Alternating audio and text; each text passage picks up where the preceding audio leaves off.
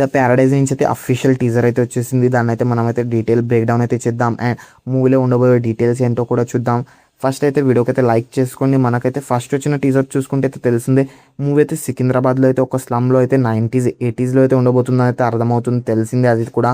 And మెయిన్గా అయితే ఈ వచ్చిన టీజర్లో అయితే ఏం డీటెయిల్స్ ఉన్నాయో అండ్ స్టోరీ ఎలా ఉండబోతుందో అయితే తెలుసుకుందాం. అండ్ టీజర్లో అయితే ఈ క్యారెక్టర్ ఎవరైతే చాలామంది అయితే అనుకుంటున్నారు, ఈ క్యారెక్టర్ వచ్చేసి మన ఖయాదు లోవరి.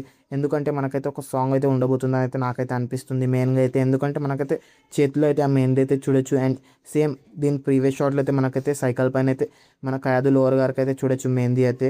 ఇదైతే కన్ఫర్మ్ అనిపిస్తుంది నాకైతే. అండ్ ఇదైతే ఒక నా ఒపీనియన్ మాత్రమే, మీరేమంటారో కమెంట్ చేయండి.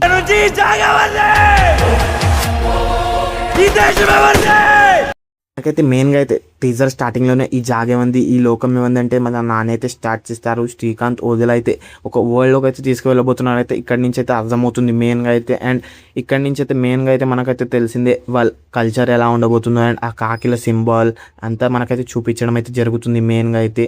నాకైతే ఫుల్ ఆన్ రివెంజ్ అయితే అనిపిస్తుంది ఇక్కడి నుంచి అయితే మెయిన్గా అయితే. అండ్ మనకు చూసుకుంటే అయితే విక్రమ్ మాలిక్ క్యారెక్టర్ అయితే ఏ రేంజ్లో ఉండబోతుందో అయితే మెయిన్గా అయితే చూపించలేడు, కానీ తను ఆర్క్ ఎలాంటిదో తనైతే ఎలాంటి వాడో అయితే మనకైతే ఈ ఒక్క షాట్ చూస్తేనే అర్థమవుతుంది. తన నుంచి అయితే ఆ బ్లడ్ అయితే చూడొచ్చు మనమైతే, తన ఐస్ పైన అయితే అండ్ మన ఫేస్ మొత్తం అయితే నెక్స్ట్లో అనిపించింది.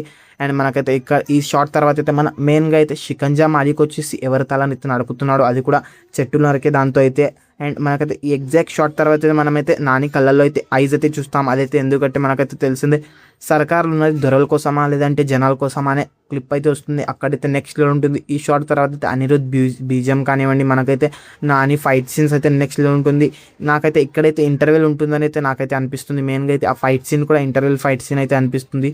అండ్ చూడాలి ఇక మీకేమనిపిస్తుందో కమెంట్ చేయండి.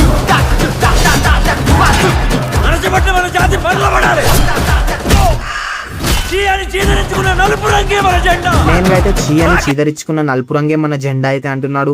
అండ్ నలుపు రంగే వాళ్ళు సింబాలిక్గా అండ్ చాలా బాగా అయితే రిప్రజెంట్ చేస్తున్నారు మన శ్రీకాంత్ గారు అయితే.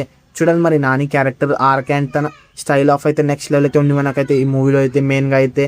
అండ్ మూవీ కోసం అయితే ఈగర్లీ వెయిటింగ్.